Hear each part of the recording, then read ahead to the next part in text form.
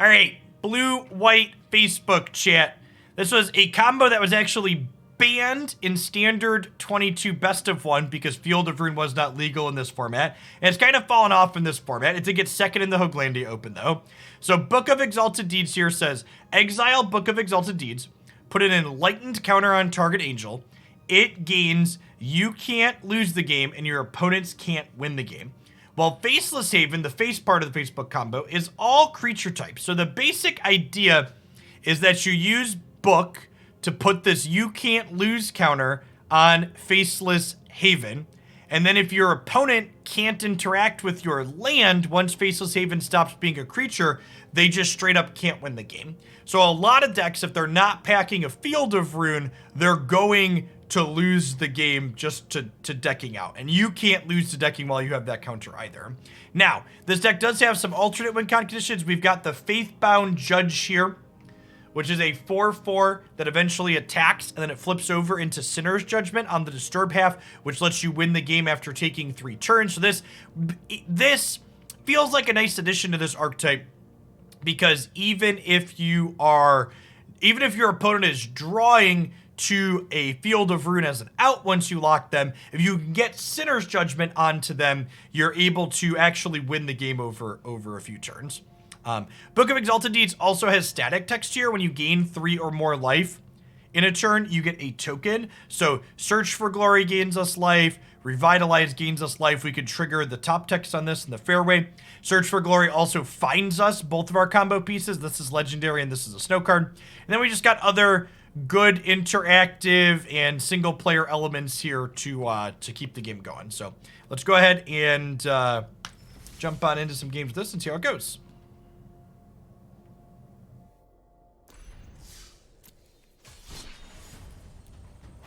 That's such an actually thing to point out, Marky.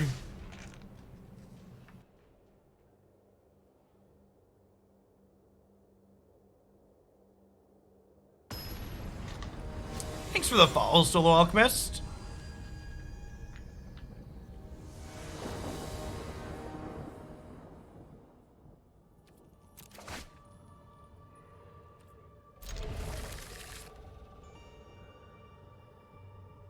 Someone had to. No, they really didn't.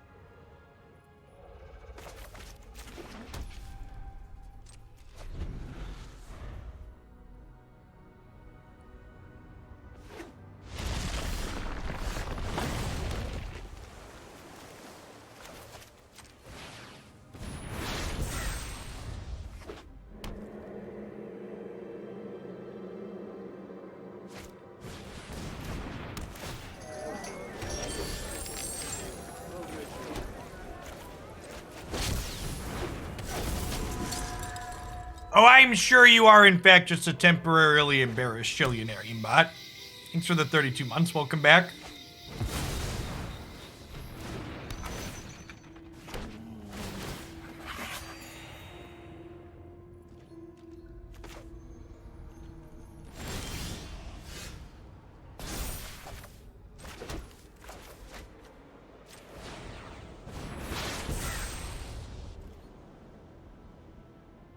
No more avocado votes for me. See, you just gotta buckle down. Save your money, no more frappuccinos. Yank hard on them bootstraps.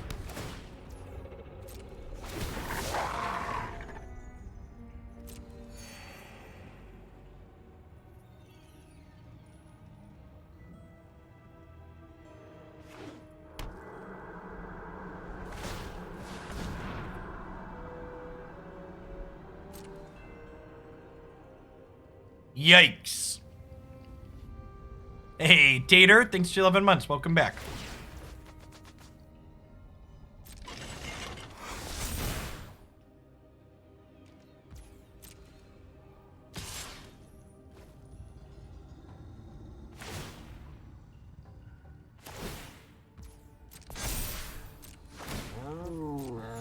I think I'm Doomskaring next turn, so I'm just gonna go ahead and jump here.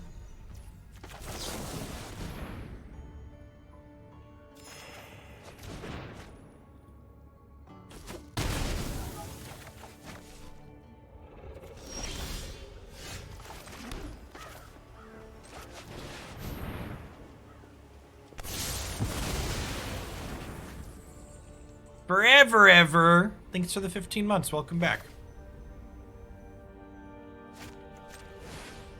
It's right to hold up Syncopate here. Uncertain. They play like Reidane 7. I'm gonna be really sad I didn't hold up Syncopate. Or Goldspan. Hey, thanks for the 2 years. Rage Quit and Hypnose. That's really good. Welcome back, Win Magus. They already played a land, though, for the turn, so, like... Oh, they can copy the treasures. They can find a 2-drop to play here. That's clever. Very good sequencing on the opponent's part here.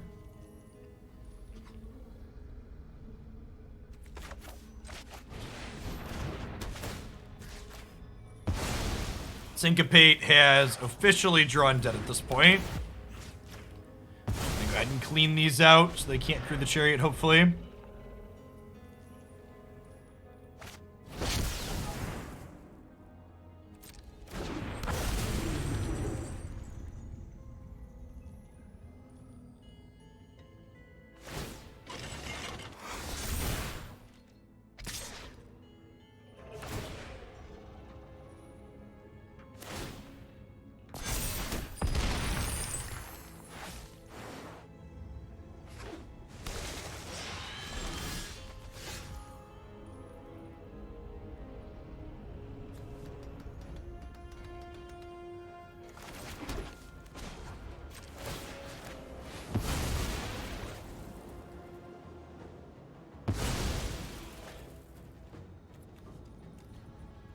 Yeah, no double blue here. It's rough.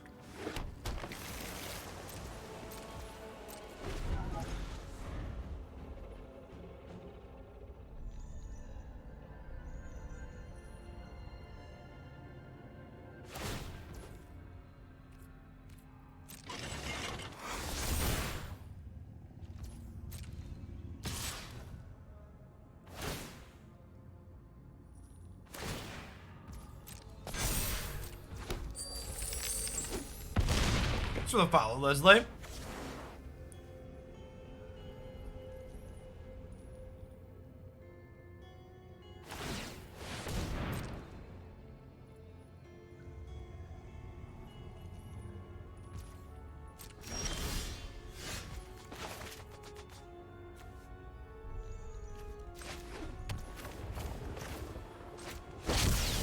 Okay, so we make some blockers.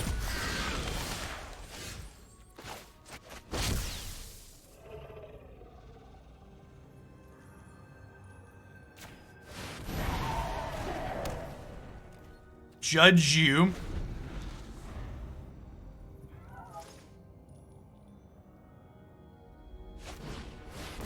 We need white to play the book. Good call.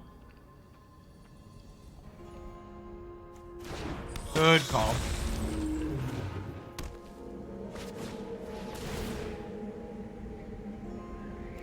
Man, these two together is gross.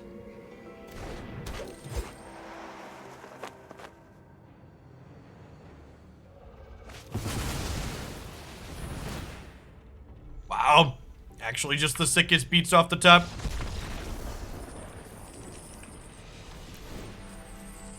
Brutal, Savage, Wrecked. Disdainful Stroke seems very good against their deck. Circle of Confinement seems good.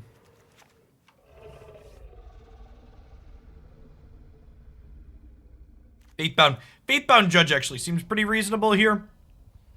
They have a lot of 4/4 dragons. Saw it coming actually seems kind of slow. The portable holes. Yeah, it was really close until it wasn't.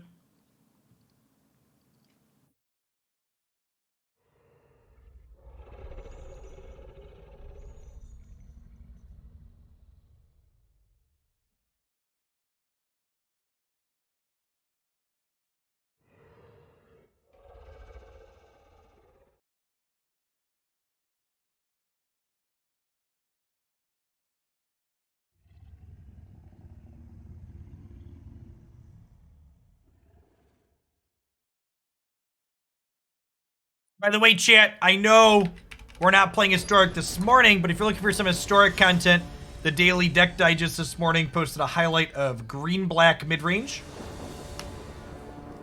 If you're someone like me that has a sick fascination with mid-range decks and formats that you shouldn't be playing them in, it's a great thing to take a peek at.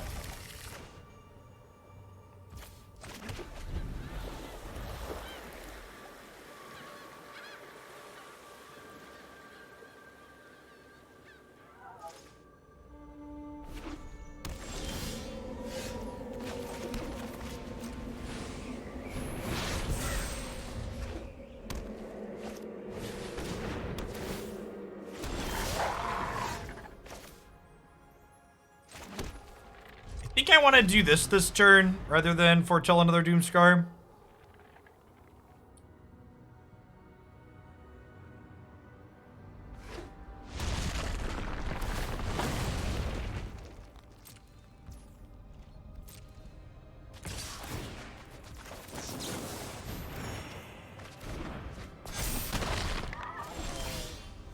How many basics do you think are in their deck? Just find out.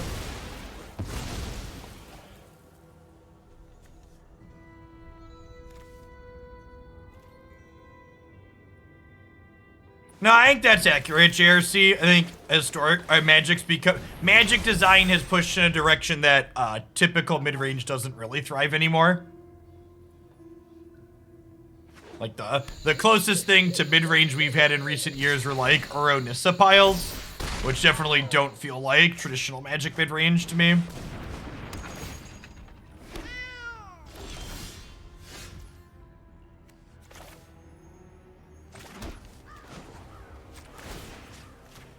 Water spells, baby, don't hurt me. Don't hurt me no more. Whoa, whoa, whoa. Stone Rain. Opponent has one basic, chat. Hand meat cookie jar. Enjoy. So wait, that's what we were hoping for. There were 3-color deck.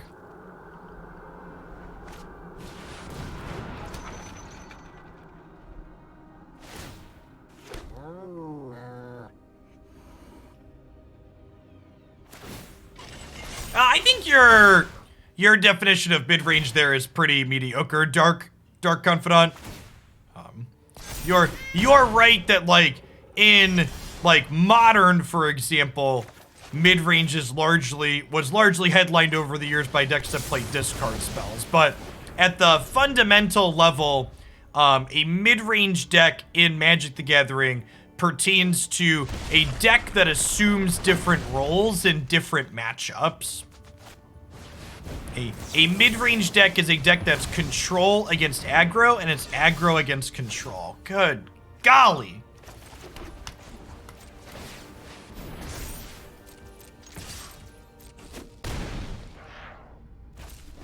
Yikes.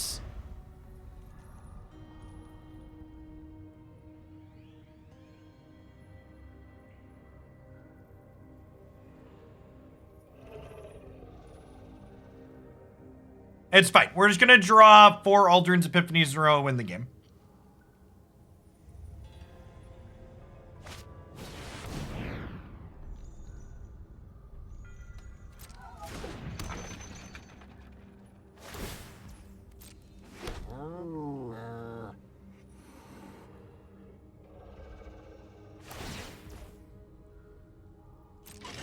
Sure. Yeah, I know you were referring to a specific type of mid-range deck. I was more pointing out generally what mid-range means. Our opponent has drawn almost as many chariots as we've drawn spells in total this game. I'd like to submit this as evidence 2375 in the case the people versus the shuffler.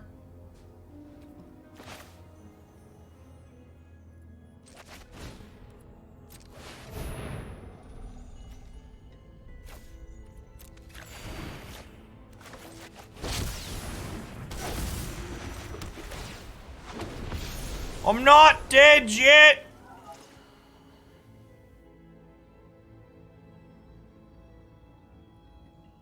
We are dead to a single piece of removal here. They kill the angel, they crew the chariot, they attack us for 9.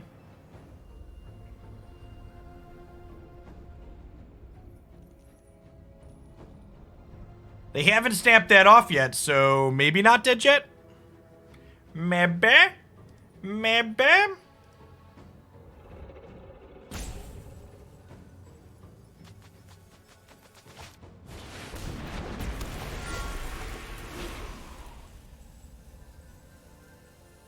Please be dead. Please be dead. Please be dead to my book combo. I'm not dead on board. We're going to 1 on board, chat. Never not Tink kill, right? Ooh, that auto passed. That auto passed. Survey says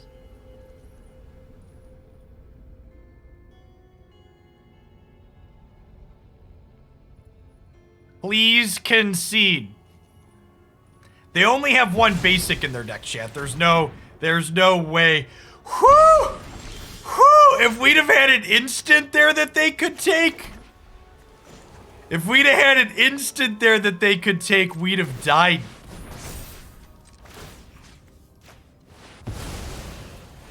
Angel, sweet angel, win me the game now. My faceless haven says I can't lose.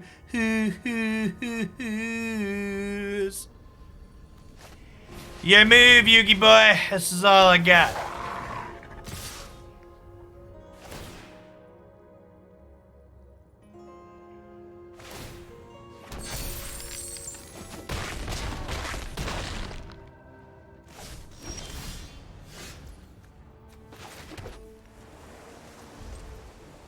How low can you go? How low can you go? How low can you go?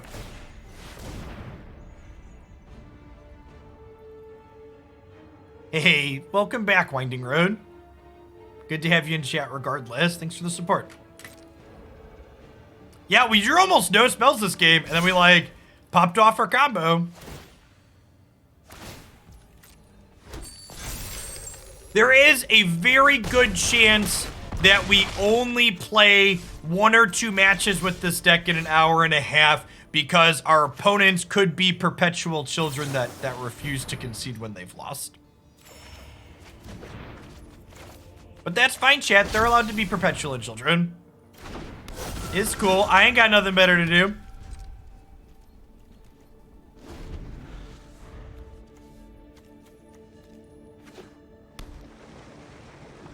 They only have 1 basic in their deck, so I'd be kind of surprised if they have a Field of Ruin. So chat, if my opponent had a Field of Ruin in their deck and wasn't just wasting our time, they'd be casting things with Ranger's class and passing the turn only. Instead, they're taking lots of miscellaneous game actions.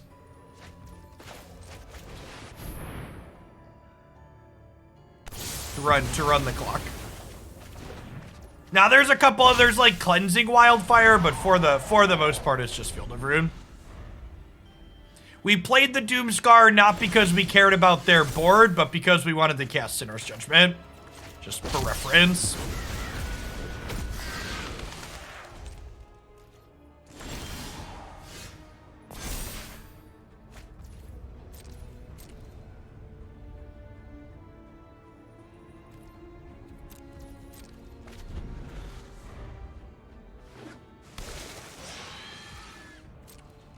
Give me that sweet, sweet animation. I won the game with my mythic alternative win condition card. And we got nothing. Sedge? Sedge? Big Sedge.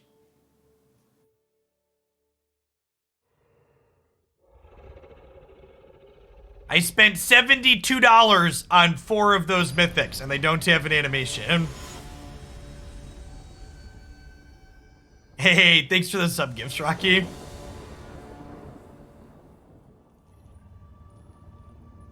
The animation budget went to the vampire token. Well, to be fair, spending animation budget on the vampire tokens is kind of like spending animation budget on new Sorin, right? Yeah, the new Sorin has a good ultimate animation. In fact, if you haven't seen the new Sorin ultimate animation, we get to showcase it a couple of times in that mid-range deck on the Daily Deck Digest today. It's sweet.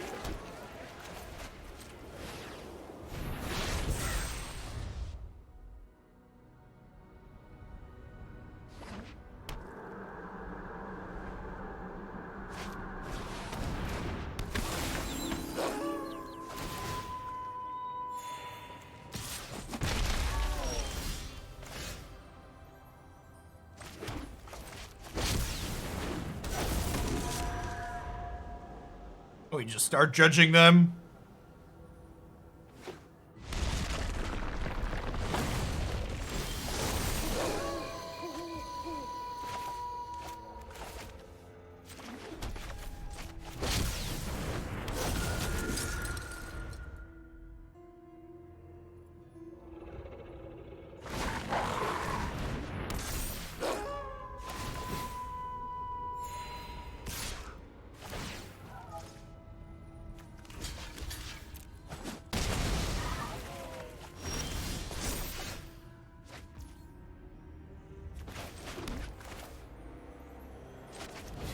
Oh, I should have blocked with the one that had... Blocking with the one that had a counter on it was wrong shit. I did it because I'm dumb. For people wondering why I blocked with the one that I did. I'm casting a second spell here to flip their werewolf back. I made the bad play because I am bad. There was no strategical reason.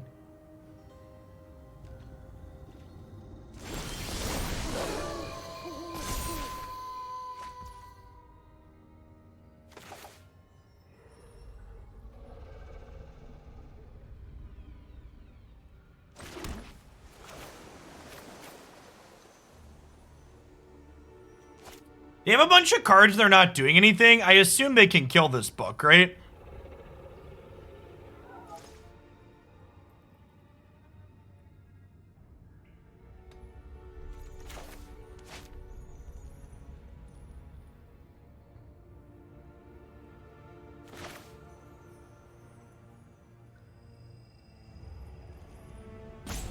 Oh, I already played my land for the turn. I could have searched for planes and then played Book of Exalted Deeds.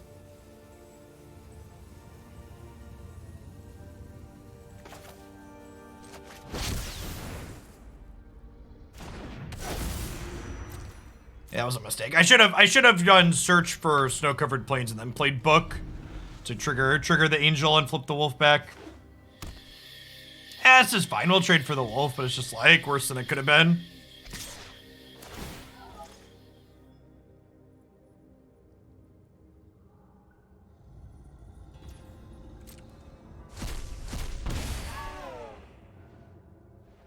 And Faithbound Judge, just like doing what we wanted to do here, being a win con once we set up the lock, but also just like being a removal spell in spots like this.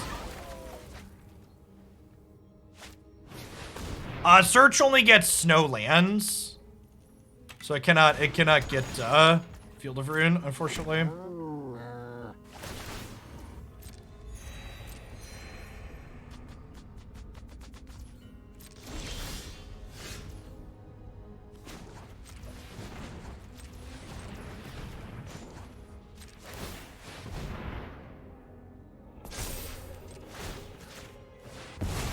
This might be wrong. They likely have removal here. Yeah, I think this is wrong. I'm probably just supposed to grind value here, but you know, this is the play Twitch chat would make, so I want you to see what it looks like.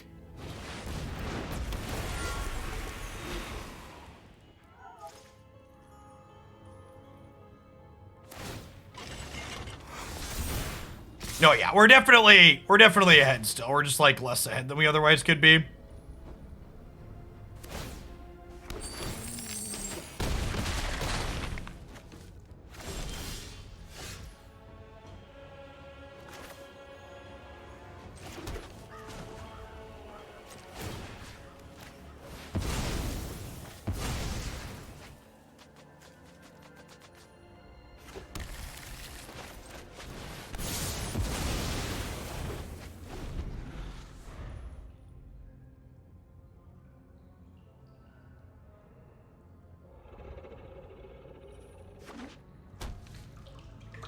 You know, I should probably go after the red mana there, actually.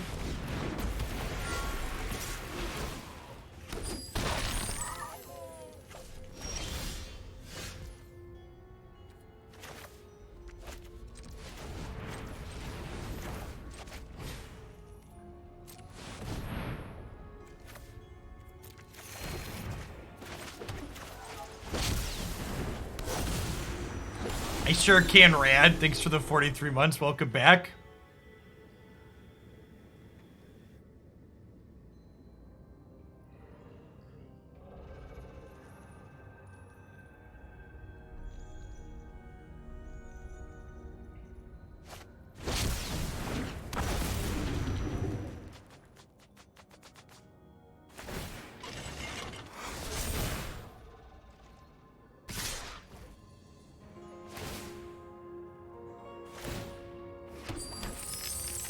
And that just happened, right? So they don't have interaction for my second combo here. They get to draw a card.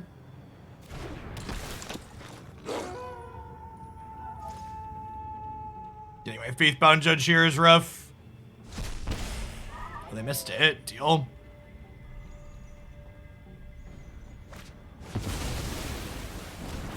Okay. This draws them 2 cards. They need to find a removal spell. I'm going for it next turn.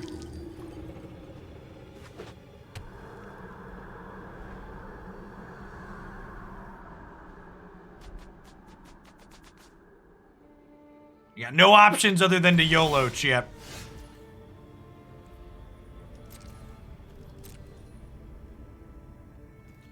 Oh, they're getting priority. Sedge.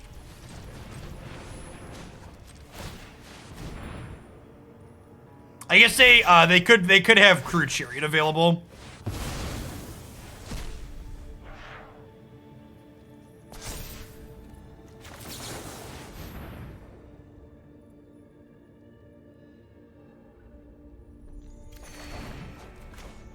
Already played a land.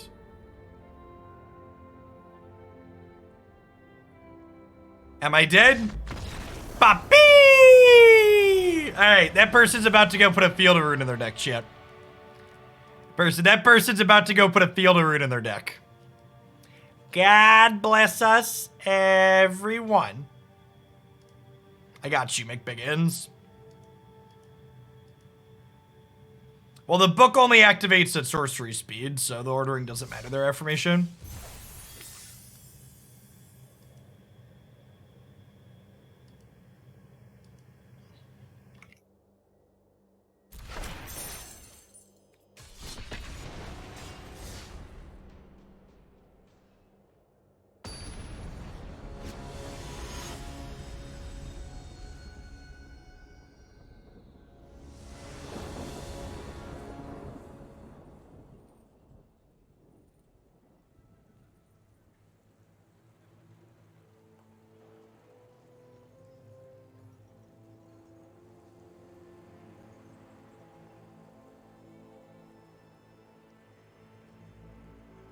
How's it going so far? The format's very similar to last season, Nukem. There's a couple other new aggressive decks sprinkled in, but like white and green aggro essentially traded places where white's on top, but green's the second best deck, whereas last season we were green on top with white second best, and then various blue-red decks underneath it.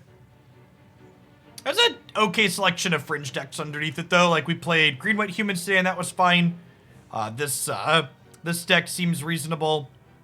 A lot of the brews in the format, you could pick like 2 out of the 3 things to be competitive against, then you just lose to the third, but it still leaves a good number of decent games to have in the format.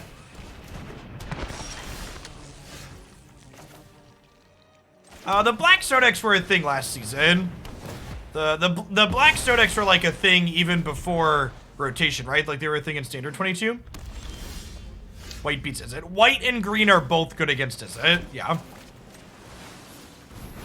We didn't have a Meta Monday this week, but if you look at the Meta Monday from last week, there's a matchup table in there that shows you how the top decks line up into each other. That's very informative. Speaking of black snow decks,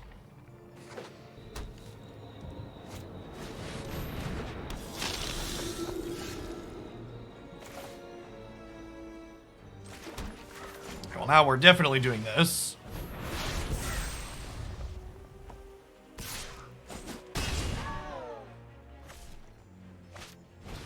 The metrics did not agree that white was the best deck before Vow.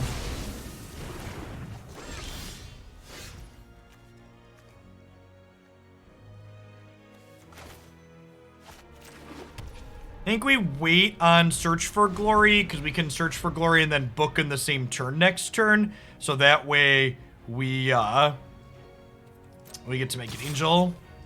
We'll watch you release any info on the metagame challenge. Oh, my sweet summer child. Oh, my sweet summer child. You must be new here.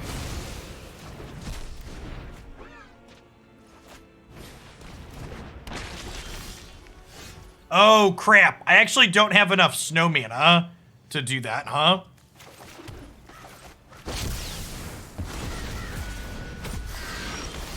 Because of these awkward colorless lands? Yeah, Wizards. Wizards is very anti-data. They do not like sharing information with the player base.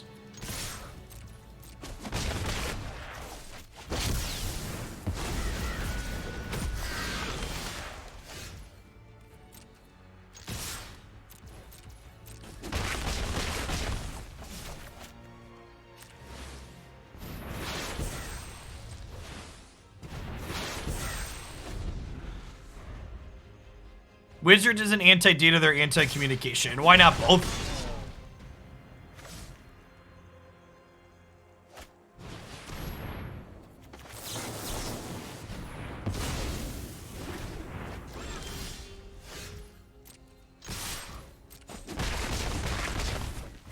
I agree that they are definitely both.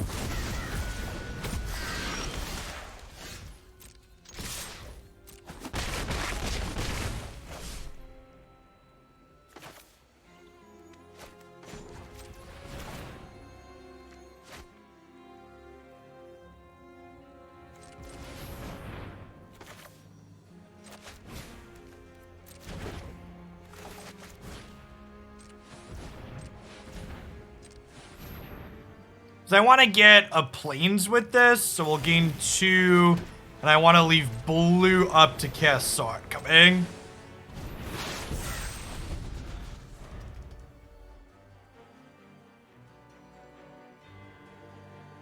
Don't you just need 3 snow lands? Well, I didn't have enough. You're right, I only need 3 snow lands to combo, Gregor. But what I was talking about in the context of the turn was being able to gain 3 with this and cast the other thing that I cared about.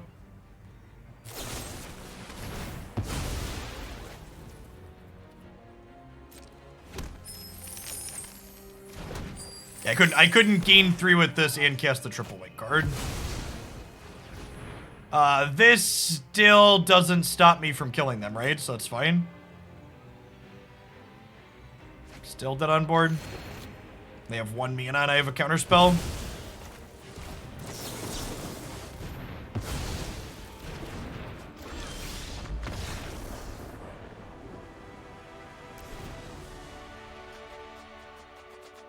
Birds, ladies and gentlemen. Birds.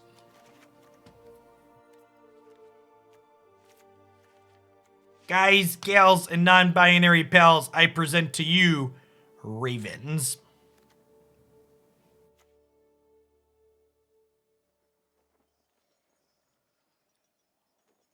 How many Doomskars do I want in this matchup? I feel like Reidane's probably fine here. Got a couple of these. Let's try this. Revitalize isn't very good.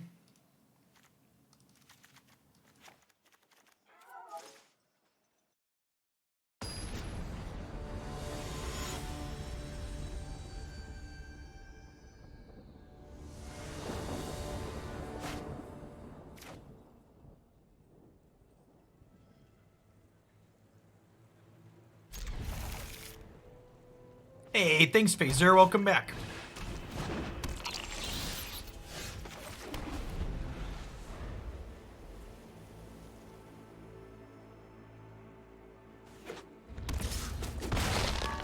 So, Pift, the line that you're talking about where they give -1/-1 instead of making a treasure, in that event, when they cast Environmental Sciences, they're out of mana, and then I just counter Environmental Sciences, and they still lose the game. Welcome back, Bud. We aim to please. So my opponent that last game didn't have a sequence that beat my counterspell.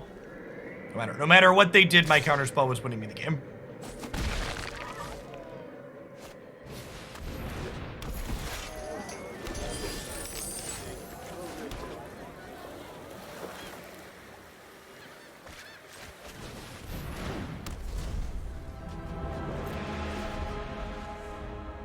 It's a good laddering deck for Historic. Well, Food's the best deck in the format, but it's probably not a good laddering deck. Honestly, the white aggressive deck is probably good there too, the human decks. Really want to draw an untapped land next turn so we can Reidane whilst holding up Malevolent Hermit activation. Yeah, Shamans is fast, but in terms of power level, it's not great. If you're playing best of 1, Elves is good. If you're playing best of 3, I think Humans is much better than Elves.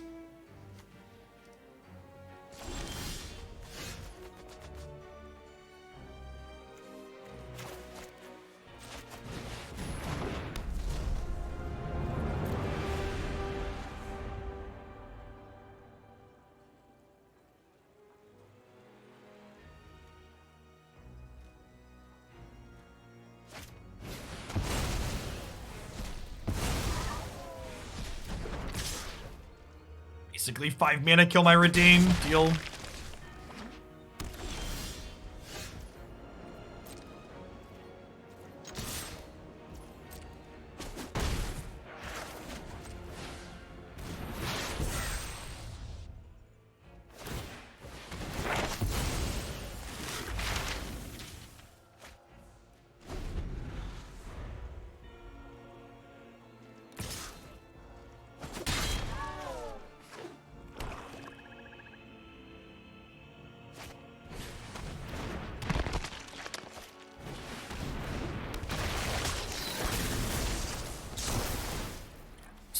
Far behind with all these missed land drops at this point. I think the green-white life gain deck is only okay. One of the things to keep in mind about the sample sizes on Untapped is that Historic's less played than Standard, and most of the decks don't have that high of a play rate. So I think the life gain deck is competitive if you like it, but I would not recommend it as the best deck. It's one of those. If you like it, this deck is good enough to play. But if you're looking to just spike, it's not the choice.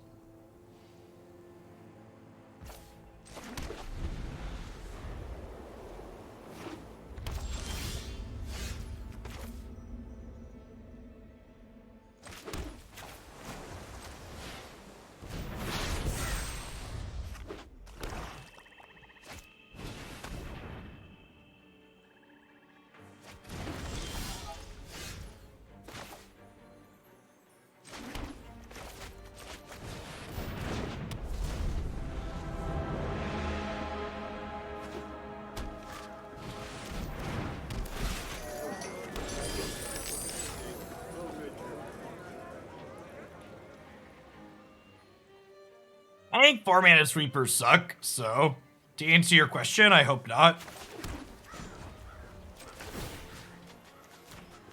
I want a second blue. Also want to field their field for sure here.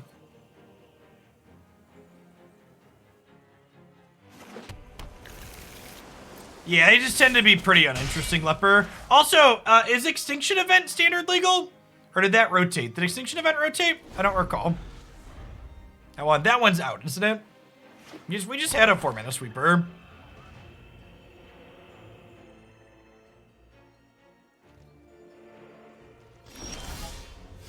Let's give us a second to breathe with that one.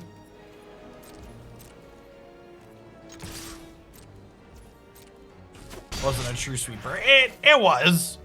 It's weird to me that you would say It's weird to me that you would call out Languish as a card that you want, but then be annoyed that, or call Extinction Event not a real sweeper.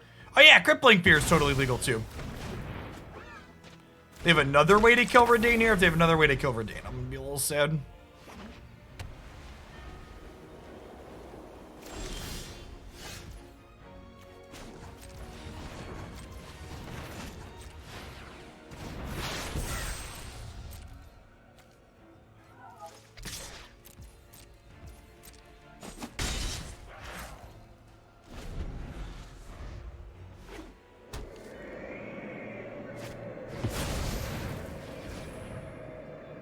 Okay, but like, what if instead we didn't do that? Stop it. Bad opponent. And their hand must just be all clunk in the trunk, right? Because they jammed that into the Hermit on board.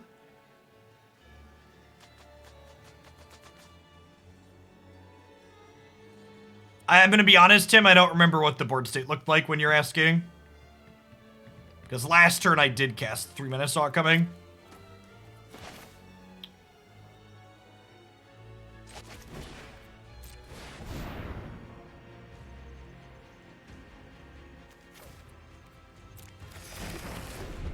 Oh, there was a turn where I wanted to hold up permanent activation. Yeah, if that's what you're referring to. Holding up permanent activation has value. Alright, chat, this Reidane is going the distance. 5 more attacks. Let's go. Let's go.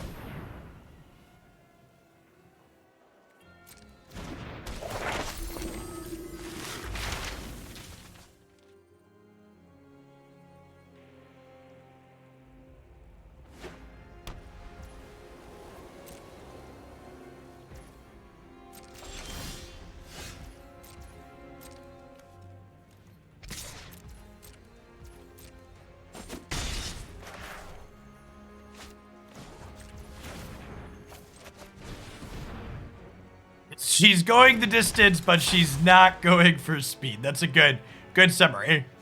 Apt.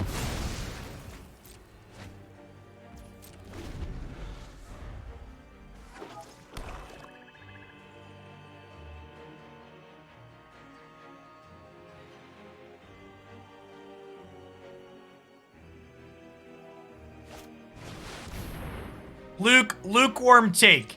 Even 4-mana sweepers don't really keep up with the threats that get played in Standard right now, and having a 4-mana sweeper wouldn't solve a lot of your problems. A lot of the things in Standard just generate so much value, or there are things like Chariot and stuff, where just like the sweeper's not even that good.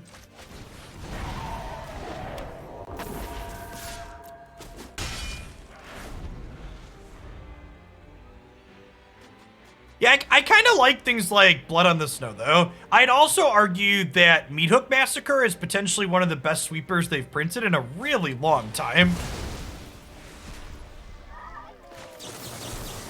We saw that one coming from a mile away, chat.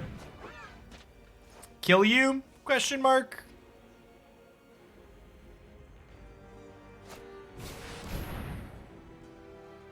Go blank. You got me.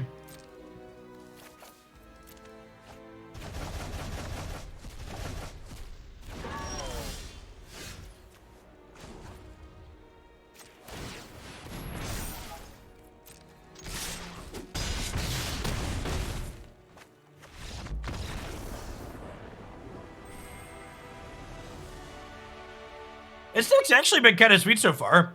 So we Facebook comboed the aggro deck, and then we like pivoted into Reidanes and Hermits there to beat them down, along with some other counter spells. Really good hitting on multiple axes so far this set.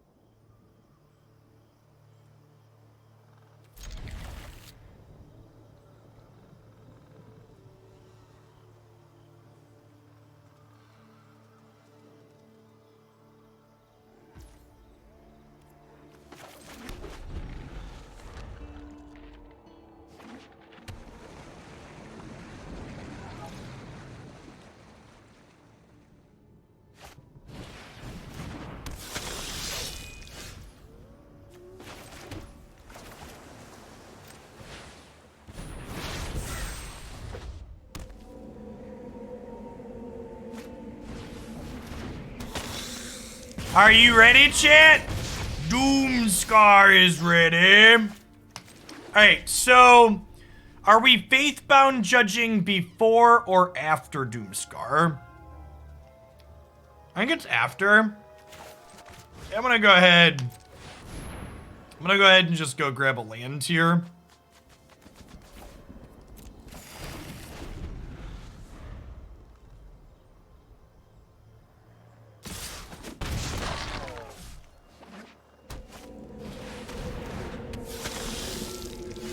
Goodbye, friends.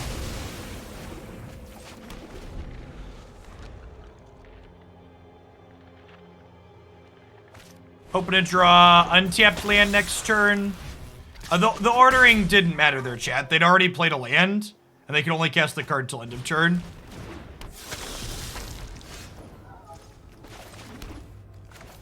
I think Faithbound Judge is super reasonable. It does a good job of blocking early in spots like this, and then also is a win condition late.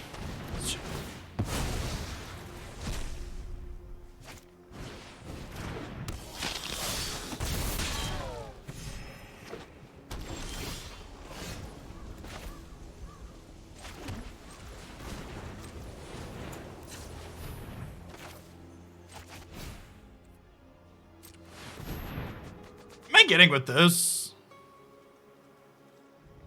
I think it's actually just like a land, right? Does I already have a book? And then what are the odds the vampire deck has a Field of Ruin in it? Low?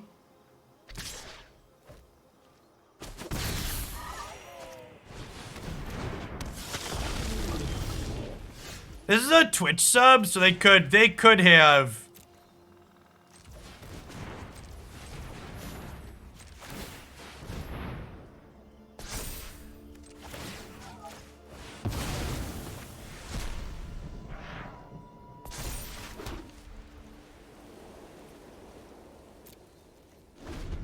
I would bet if Blad's not conceding, they have a field to draw to.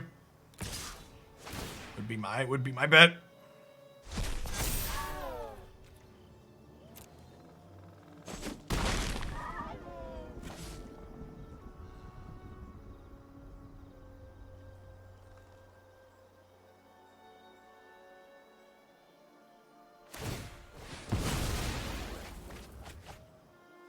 And they have a lot of card draw here to work towards.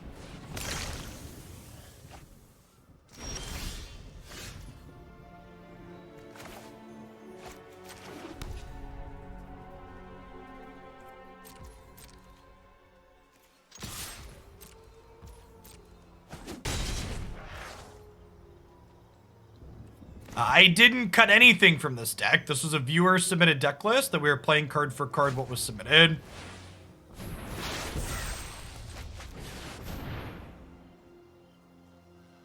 We actually had a pretty good sets this morning, Jark. We played Brewmate Humans before this, and it was good. And then this set's been very reasonable as well, so our third match with this deck.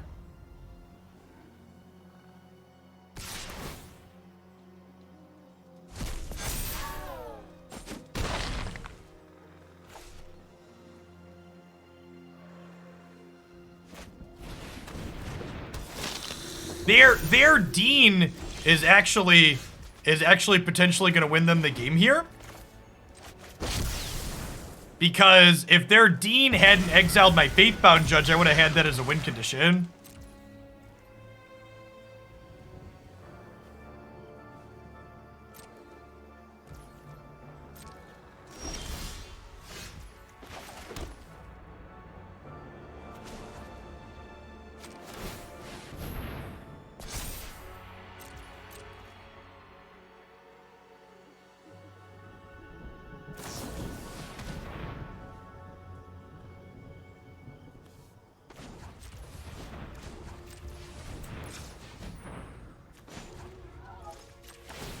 So now that they're tapped out, I have a safety window to animate the one that's keeping me alive so I can pressure them.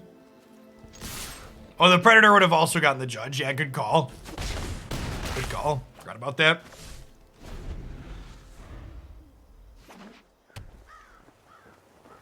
Oh, no.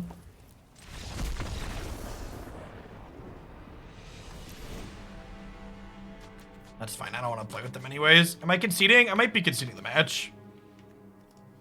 Nah, I guess we'll play.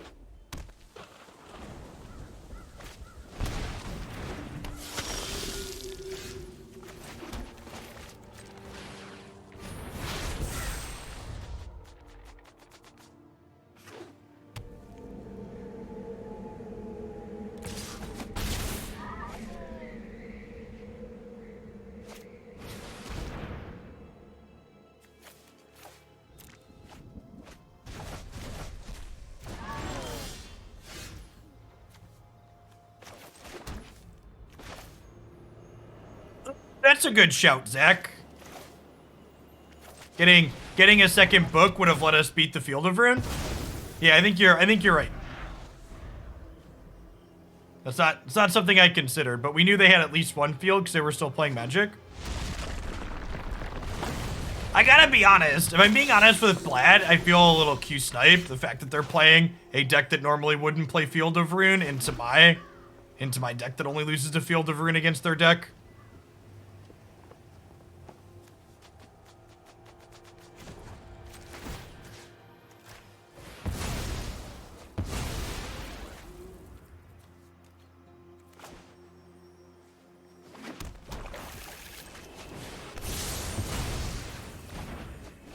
Yeah, they probably only have one or two fields. So getting redundant books actually a really good shout. No, the opponent's just a regular in chat. We queue into them with some consistency. They just play during the day.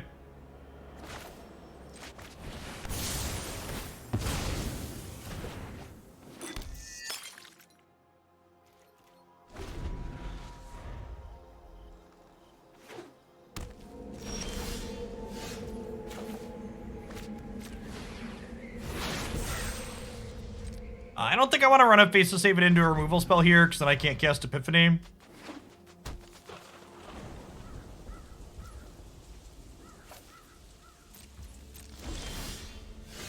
It's necessary against a lot of decks in the format right now. Call. Like what? What deck in the format is Field of Ruin necessary against? And don't say this one, because this deck isn't in the format.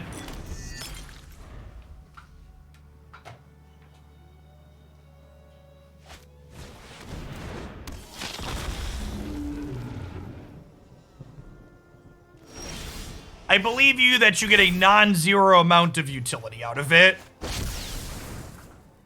Yeah, exactly that, Lambton. Like when your Vampire's deck loses to other things, you're not losing to their creature land. You're losing because the rest of it went wrong.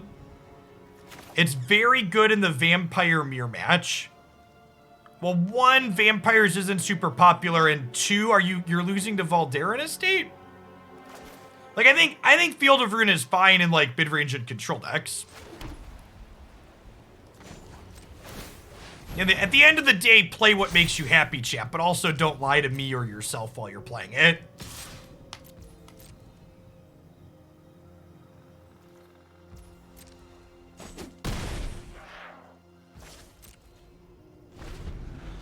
for the 5 months, Jay Shaw's.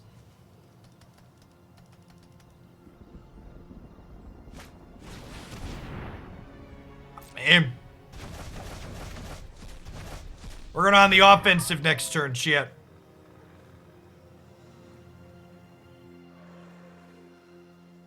Faithbound Judge is ready to bury him. I'm gonna throw the book at him. Ooh, are they attacking with Predator now to exile this? They must be, right? Yeah.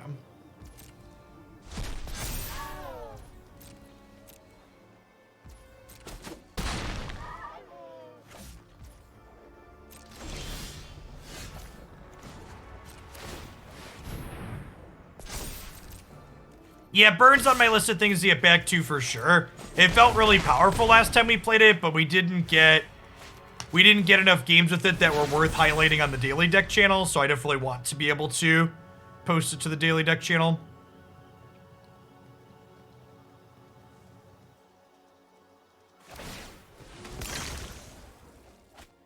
Yeah, I agree. A lot of the aggressive decks are color intensive enough that they can't really afford to be playing Field of Ruin. We hit the flavor text, chat. Oh, yeah. Savor the flavor. That's yummy. Things you love to see. It.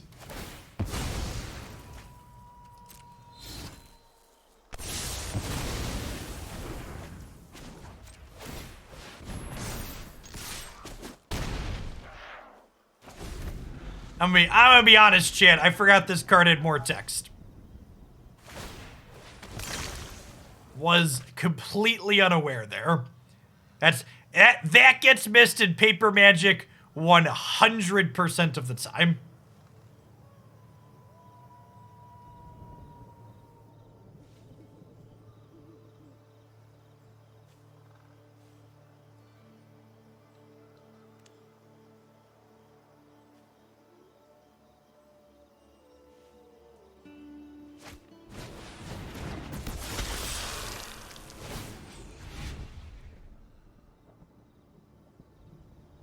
Well, they get to go blank me here.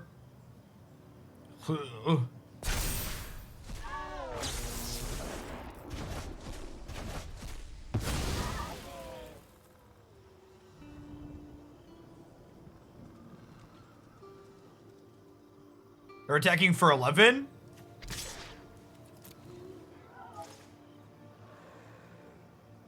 Thirsty Adversary is a good top deck.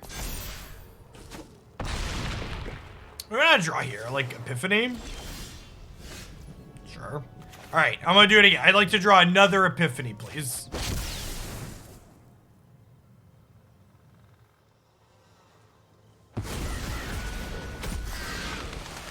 This card is lethal. Rats, never lucky.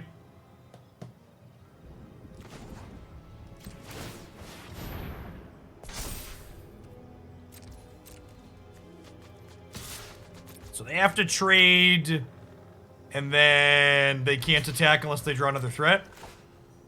Or another blocker. We've got 2 turns with the birds. Definitely not Odin coming in hot. Something like that.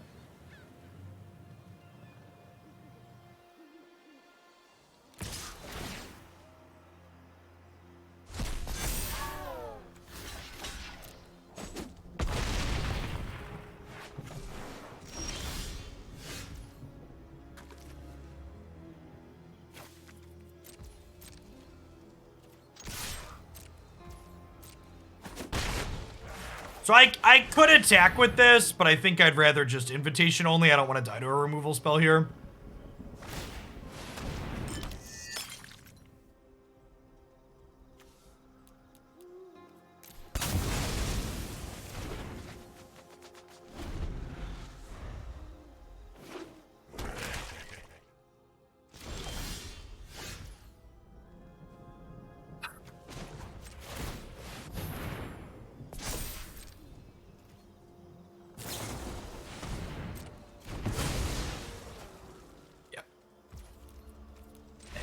I don't remember this game, Chip.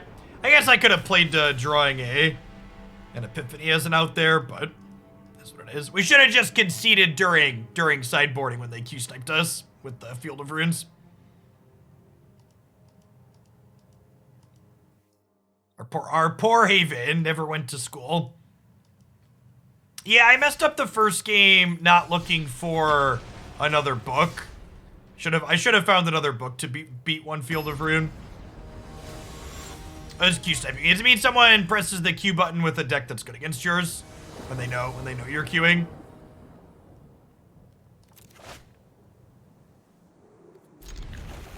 Like aggro deck with Field of Rune is kind of like ideal matchup into what we're doing.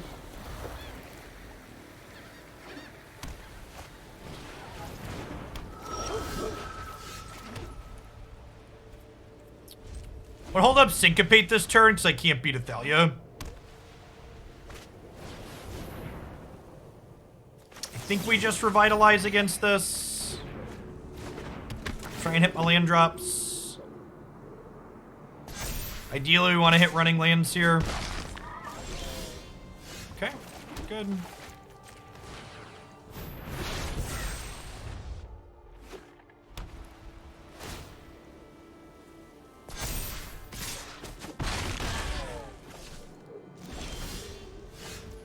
Doing absolutely nothing over there. All right, in that case, we'll get rid of this. We'll do this. Leave you with the 2-2. I think it's too early to Doomskar. Yo, dog. I heard you like portable holes. I got you a portable hole for your portable hole.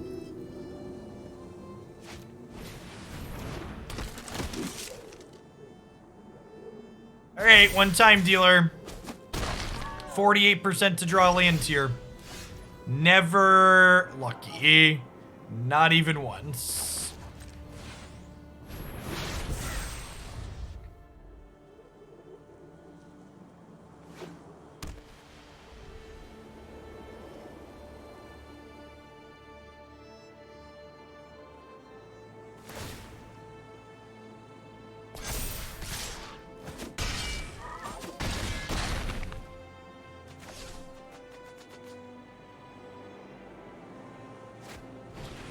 We'll draw a land the turn after they play Reidane. Well.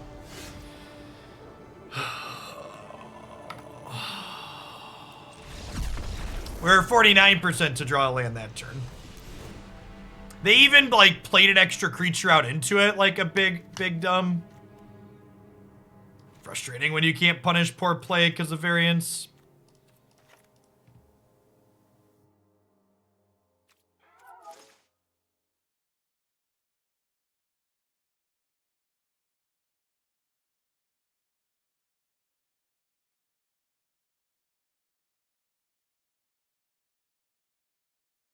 Welcome to the show.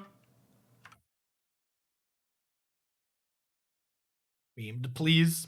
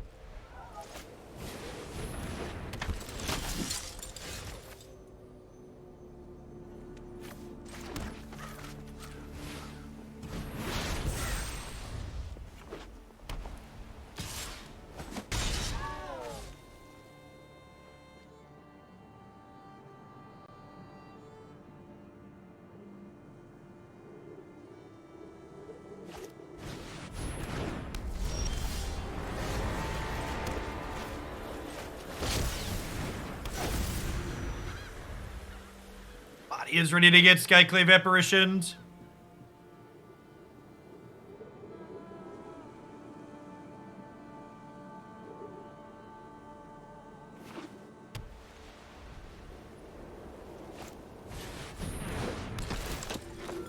Okay, we got Dubs Revitalized here at least. Could take the Circle of Confinement, because that's our answer to Reidane. These are gonna make 3/3s, which block really well here. Get to see the fair side of this card nicely here.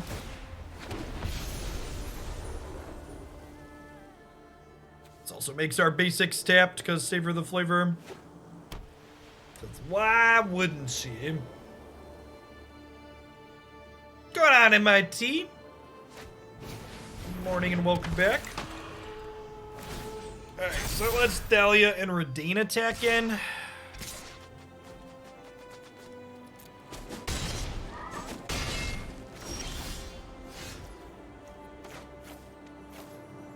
Well, that nips that in the bud. Defense. Defense.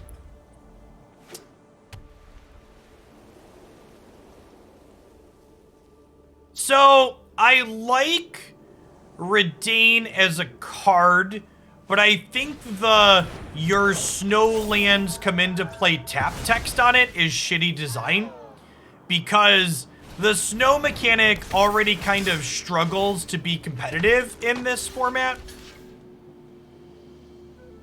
Am I just dead? I think I'm just dead. Cool. The snow mechanic already struggles to be competitive in Standard, and like Reidane is already like good against all the big snow payoffs just by virtue of being good against all snow payoffs. So I actually think from a design perspective, I really dislike Reidane having the extra line of text. It actually wasn't even relevant that game, but in general, it feels unnecessary, and it's a card that serves to punish an archetype that already struggles to be competitive.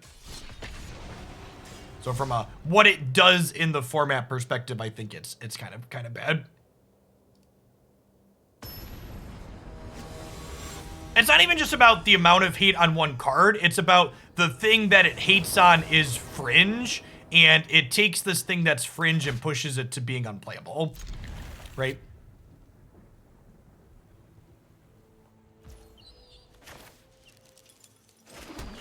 Yeah, it's punching down to for lack of a better term, is a great way to put it.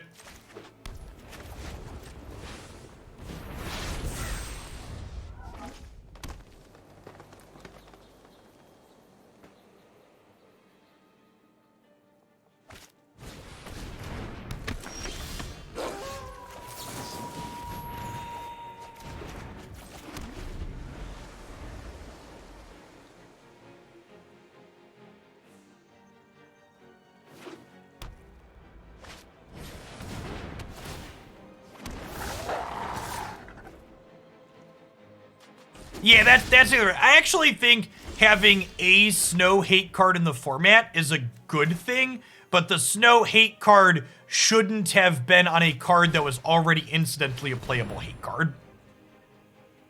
Because then when, like, printing snow hate cards as like a safety valve in case the mechanic ended up being too pushed is actually a good thing, I think. The problem is when it ends up not being too pushed, you end up with the punching down type thing that we're talking about, where like, okay, you're not playing this card because it's good against snow, you're playing it for the rest of the text, and then it's incidentally just good against this thing that's already not very good.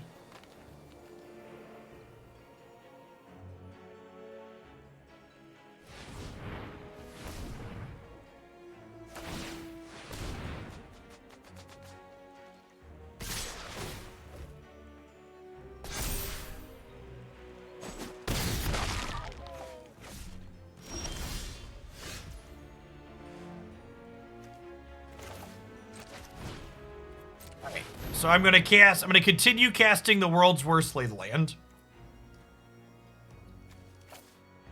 And now we're gonna go ahead and run into Ranger's Guile here with the Circle of Confinement. They keep passing with mana up, so I assume they have some kind of anti-interaction here. Yeah.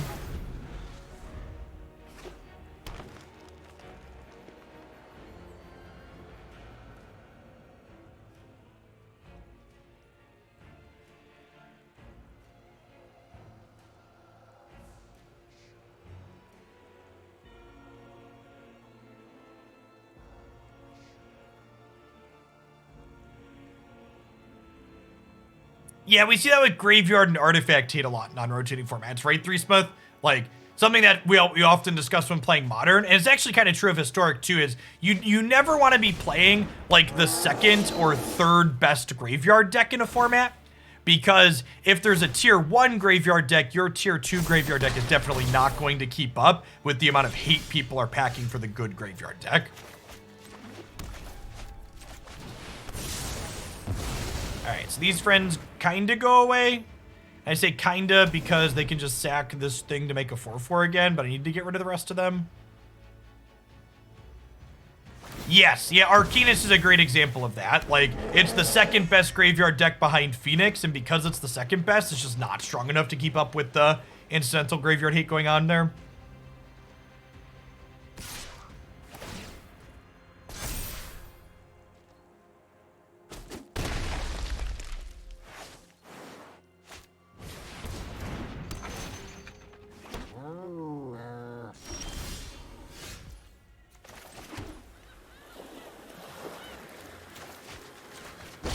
All right, let's just draw 2 more Epiphanies.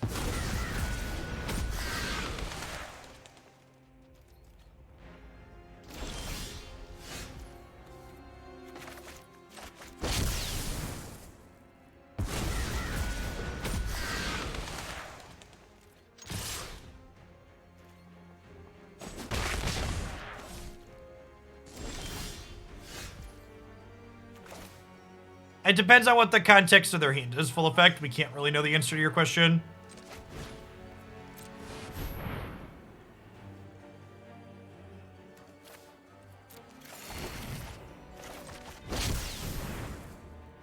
Okay, so Book makes us a 4/4 here.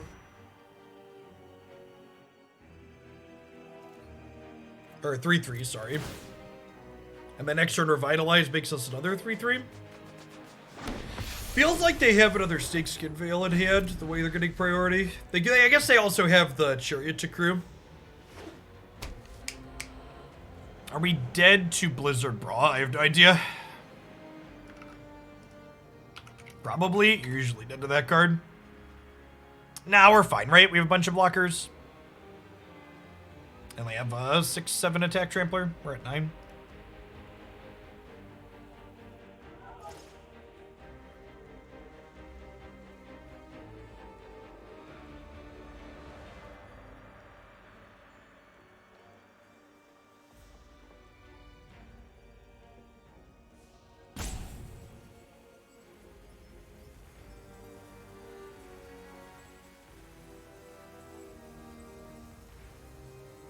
They are about to make another 4/4. We need a sweeper or a Faceless Haven chat. The good news is if we draw a Faceless Haven, we just like lock them out, right? We've got 2 shots at that next turn.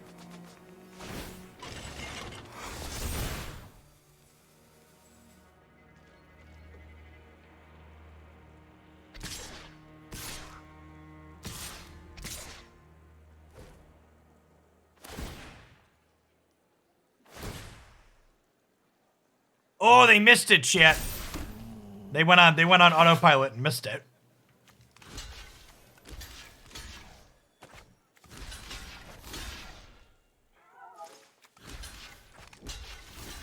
I think the sweeper is the out we're playing to, so I'm just gonna chump block here. Oh fuck, I said they had Snakeskin Veil. I should have put an extra bird here. Alright, didn't get punished. Should have put an extra bird on the Chariot to play around to +1.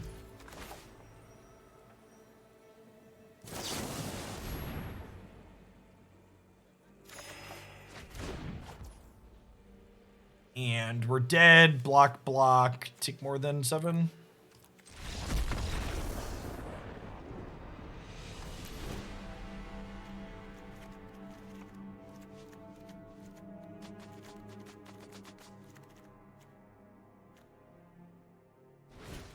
Good cheap removal. Extra threat. Got the counter spells that we died with in hand.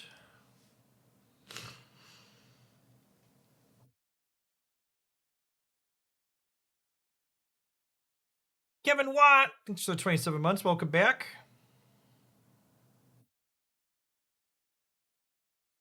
I don't think it's possible for control decks to have good matchups against the green deck blades.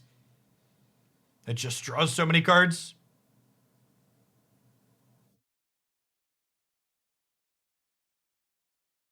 Oh, we've been on this one for about an hour. We're going to play maybe one more match after this one before we swap over to Mass Effect. My schedule this week is Magic from about 8:30 Central till about noon Central each day. Planning to do 2 decks a day for about hour and a half, 2 hours each, depending on how they're going. This one's been all right. A little bit of bad beats in these last 2, but had good matches the first 2 or 3 that we played. Reasonable set overall. Two decent decks a day is nice.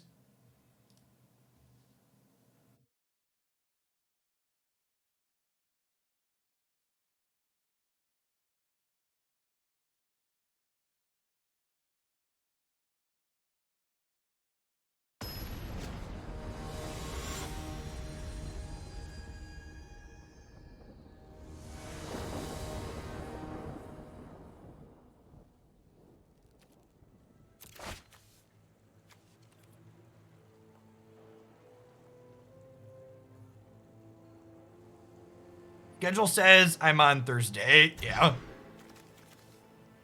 Christy and I don't really do anything fancy for Thanksgiving. I just plan to work my normal week this week, chat.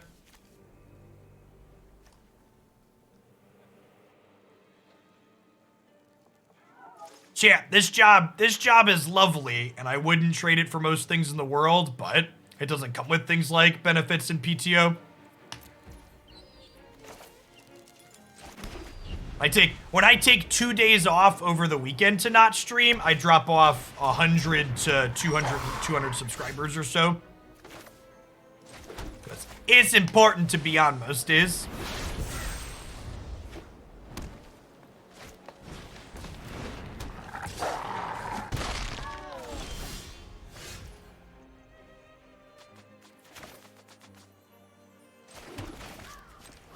Can't unfortunately use this yet.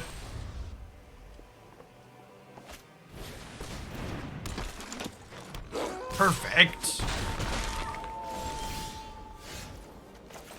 So I think we Circle of Confinement the pack leader here, so I can't draw a card next turn.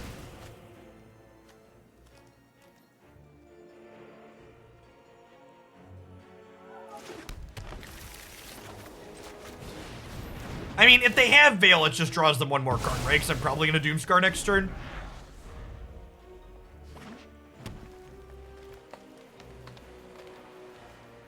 And, like, for reference, a good chunk of those subs will come back. Well, like, there's more subs Monday morning after I take the weekend off, but not always. What happens is there's a good chunk of the time, if you're not on every day, that people just, like, see their Prime sub is up and they just go drop it to whoever they're watching that day. Yikes. Yeah, someone asked a second ago, what control cards do you have to play against the green deck? I don't think it's really possible to build a control deck to be good in this matchup. Their deck just has so much value stacked into it. It's for the 27-month Skull Golly. Welcome back. Confinement's a pretty relatively clean answer to troll, though. Just between chariots and creature lands and haste threats and Renin 7s. They just hit on so many axes. And like 1 mana, 2 power 1 drops. You get squeezed in a lot of different directions.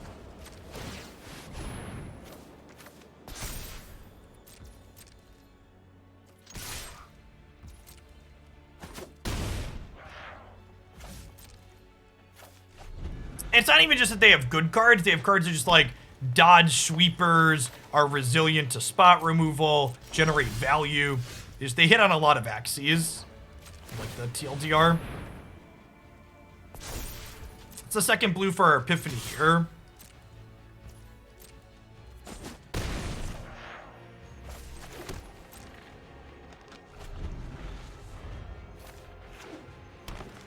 I've not played with Toxiril. The card does not seem particularly good.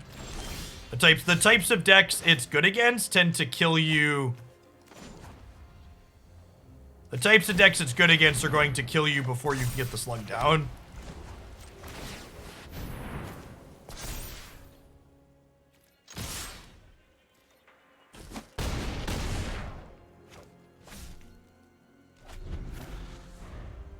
Alright, we found out how to beat mono green chat. Watch them flood out and die. It's a strong line. Somebody take notes on that.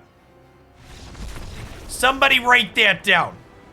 Can beat mono green deck when they flood and die. Put that one on paper. Step 1, be lucky. Step 2, don't be unlucky.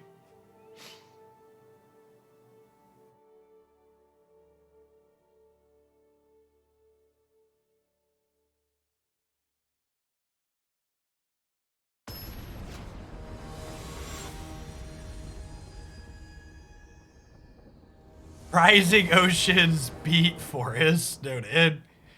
Oh, man. I don't know if I'm ready for that social commentary today, Rocky.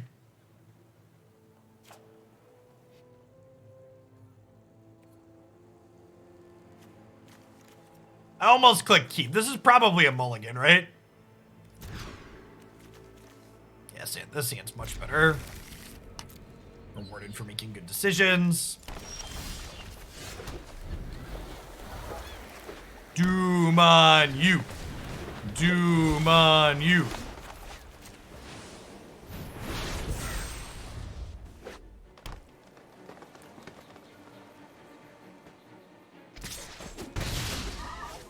Oh.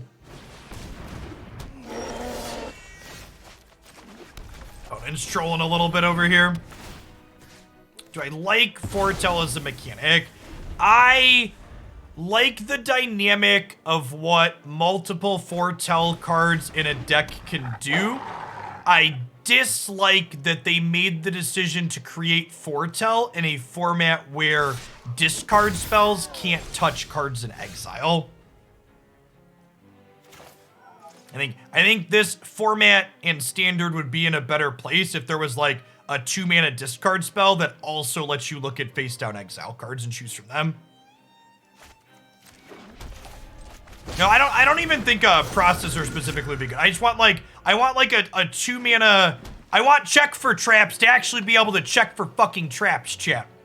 The fact that they also named a card check for traps that actually can't check for traps everywhere is just like mind-blowingly bad from a flavor perspective.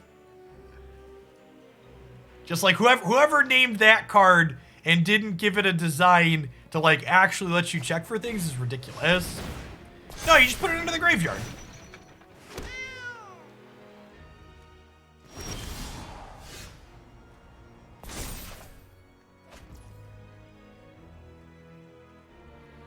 It's called check for traps, not find traps. Okay, touche. Touche. I'll give it to you. It's called check for traps, not find traps. All right.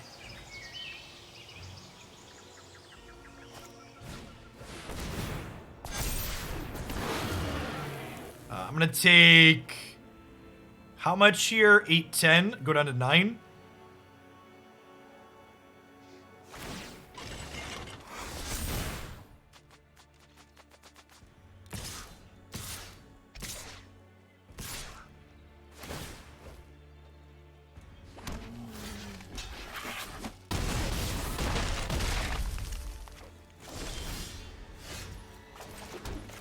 Goodbye, friends.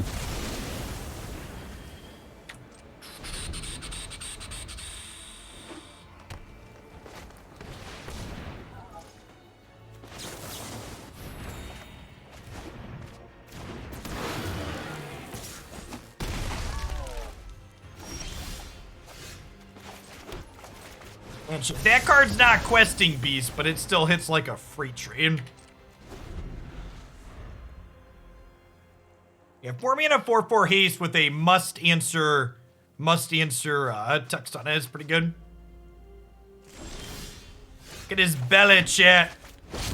He's got a belly. It's coming for you.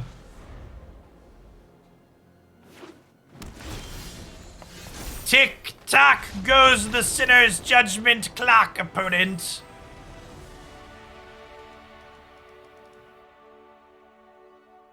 See, chat, We beat it no problem. I keep catching the side of this chair out of the corner of my eye and thinking Christy walked into the room.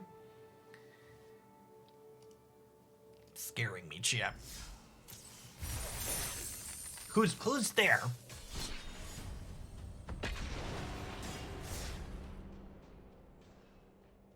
We should spin it around for the product logos anyway. So Cool Stuff Inc., they sponsor the opens, and got the Pokemon box from the Pokemon Company. They sent me all sorts of goodies.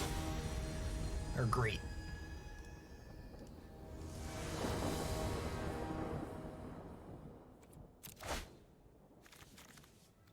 The boys enjoy the Pokemon hookups.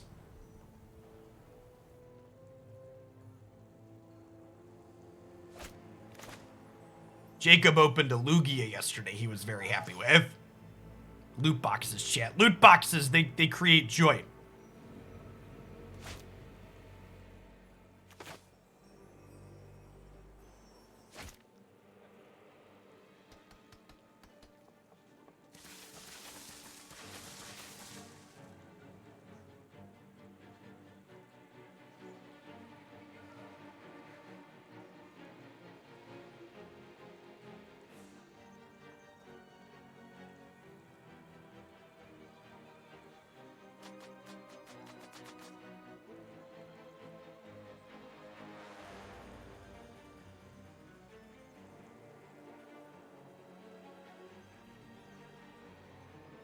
Gambling if you don't pay in. Or a loot box is a loot box. Yet a loot box isn't contingent upon you having spent money on it. A loot box just means you're getting an uncertain outcome. It's still gambling when the hotel gives you some free casino chips to play with because you purchased a room because they want you to get a little taste.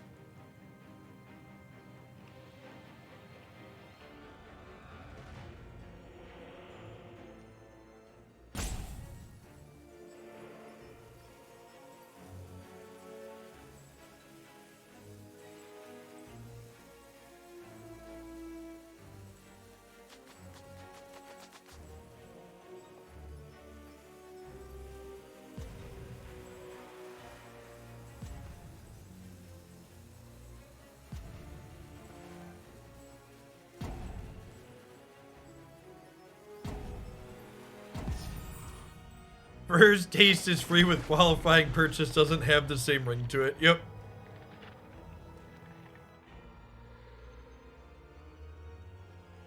That's true too, Mose. And to be fair, a lot of places that allow you to gamble do things that are psychologically abusive to encourage people not to have a budget or stick to it, right?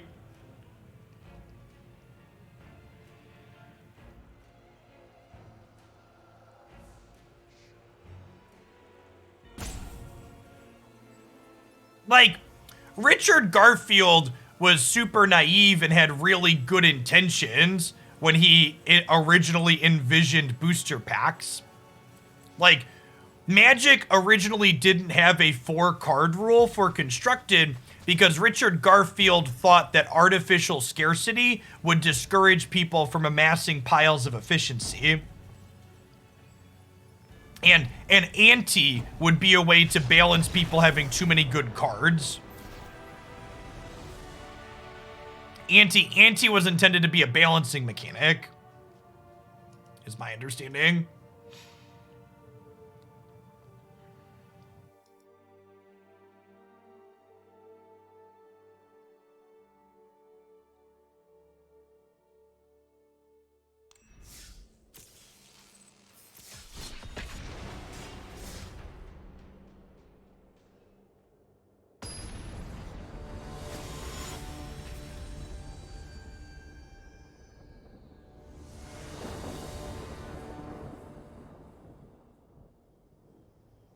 Yeah, he has a PhD. This was like the early 90s, though.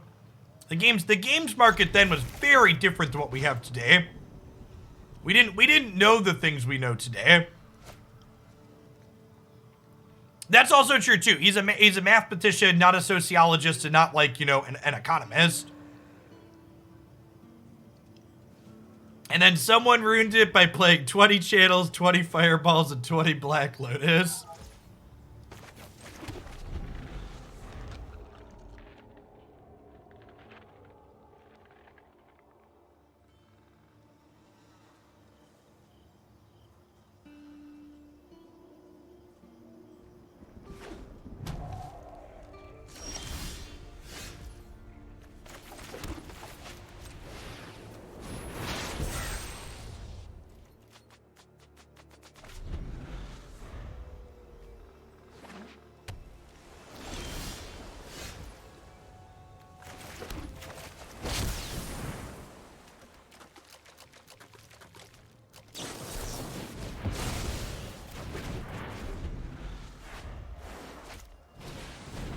one of the ways you quickly learn who new adults you're interacting with are is when the topic comes up about like what you do in your spare time, and you mention that you play board games. There's a certain subset of people will ask you which games, and then there's the other subset of people that'll be like, oh, you mean like Monopoly?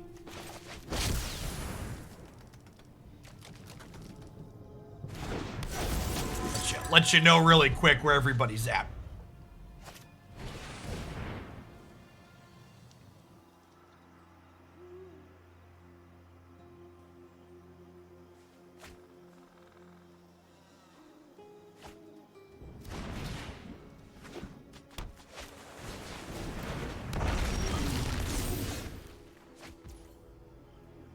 I'm allergic to blue-red chat.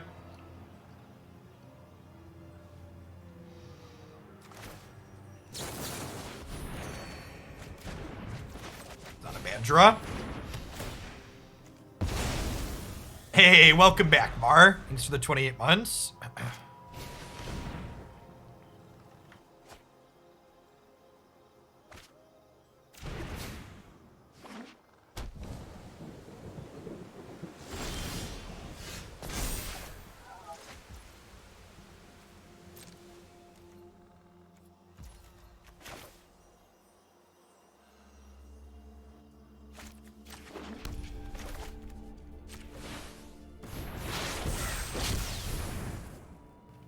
Oh, I should have done this in the other order, because I can get Jewelry Disruption here now.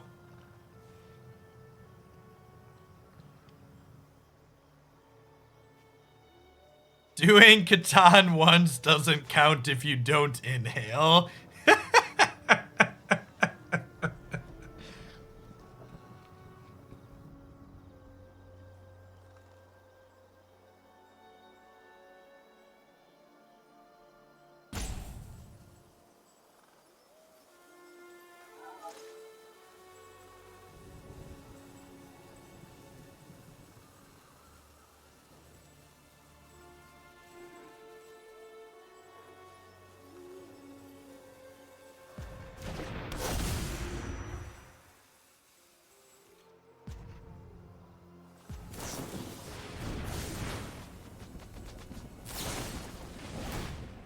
What are we doubling for 1 mana? Oh, Frostbite makes sense. Hey, Furek. Thanks for the over a year. I appreciate you sticking around.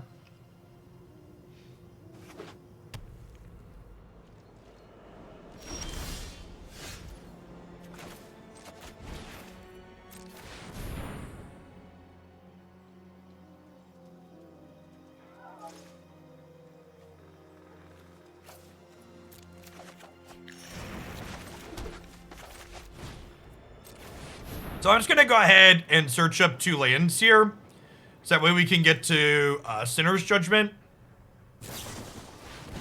Which I must say, we talked about flavor fails earlier in the stream. An incredible flavor win is putting Sinner's Judgment on someone playing blue-red taking turns. I feel like there's really nothing more poetic than that in this format.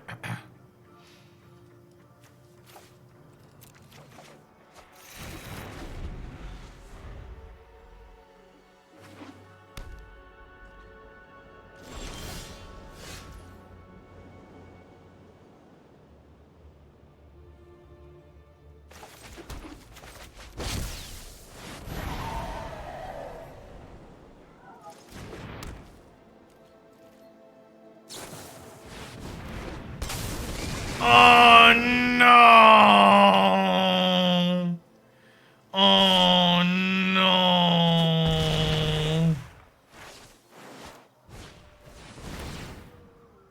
Alright, we're dead.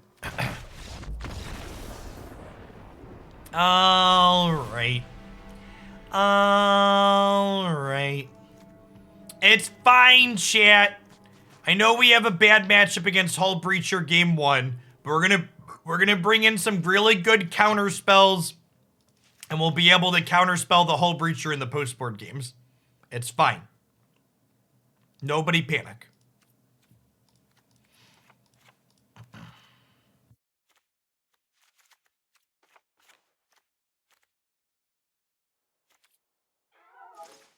Thanks for the 28-month Sky Guy. Welcome back. I like that plan. Sounds strong. I know. Twitch chat gave me that plan, so it's got to be good.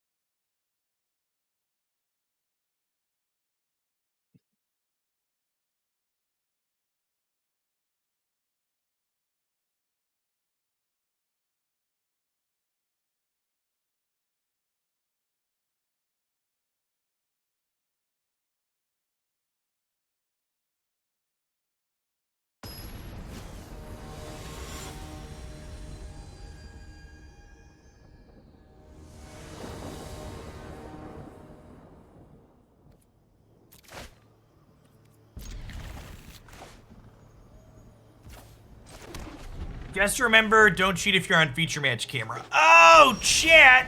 That's why we didn't have coverage at all the recent Magic tournaments. They wanted the cheaters to be able to just, like, work their magic in peace. Everything makes so much sense now. I completely understand. They didn't want to put added pressure on the scumbags. The more you know.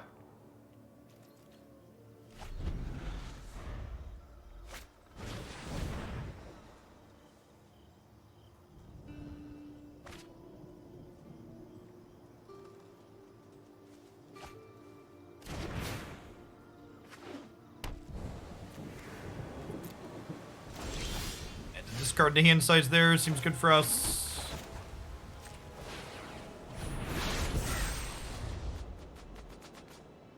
Turning off coverage was their version of putting Liara's picture face down. Oh. Chat, we were faithful to our blue alien lover, okay? We didn't have to turn her picture face down. There was no shame in our captain's quarters. Yeah, I'm just gonna spend some mana and counter their draw spell here.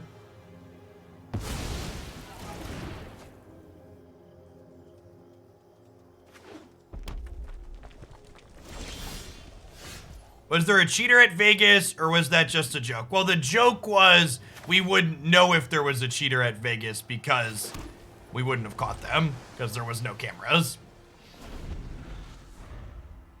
That's like people always ask, like, you know, Jeff, how many cheaters do you think there are in an average tournament? It's like, well, good cheaters we don't know, right? Like we only ever know about the bad ones.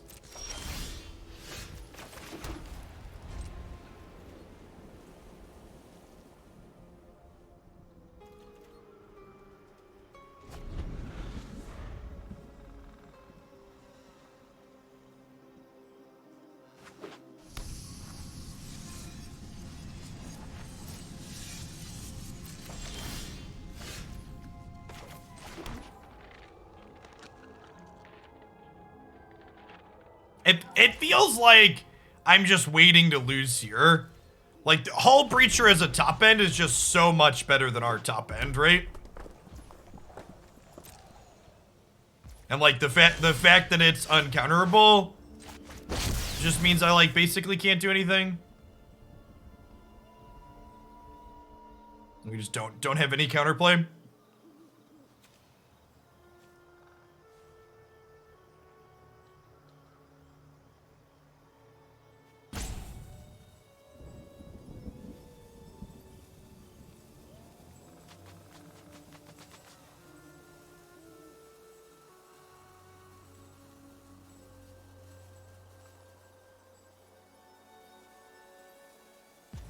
They're at 21 once, Markov. Welcome back.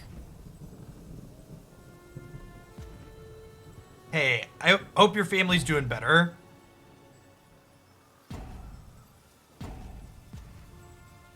Welcome back, Andre. Ooh, is my opponent disconnected? Them being disconnected could be an out. It's a line that lets us win.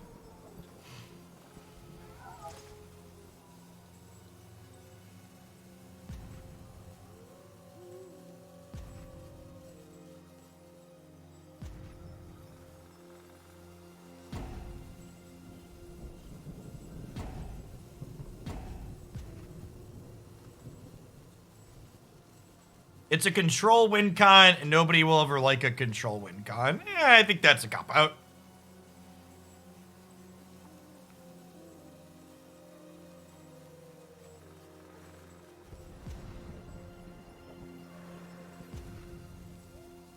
All right, what are good examples of fine control win cons over the years?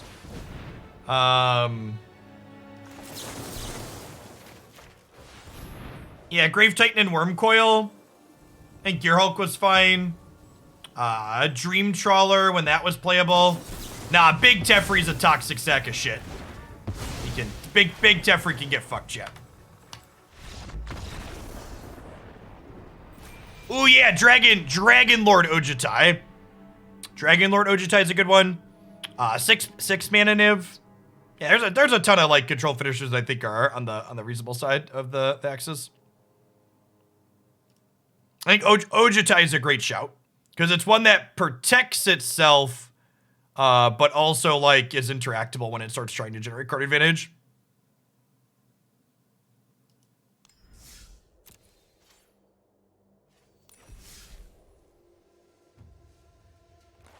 This deck was cute. We got to see the range of this deck during the set. At least we won some games where people conceded to book putting a counter on Faceless Haven. We also won some games where like we just used Faithbound Judge and Reidane and Hermit to like beat people down. I don't think this deck is gonna be the best deck in the format by any means, but it was kind of neat to play.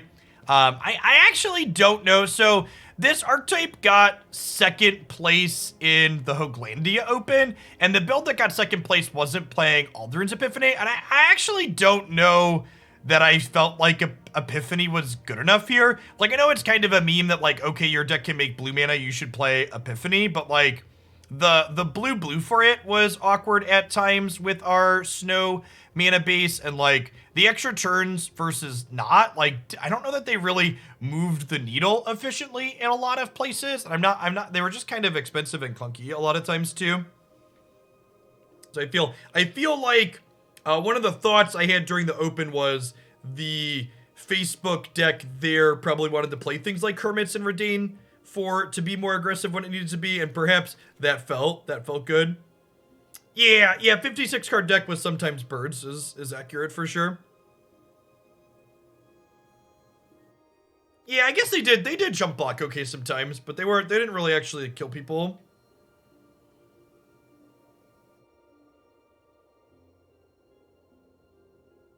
I don't know what Fierce Retribution is, so I'm gonna assume it's unplayable. Favorite deck we've played since Vow released? I think I like the Black-Red Skies deck.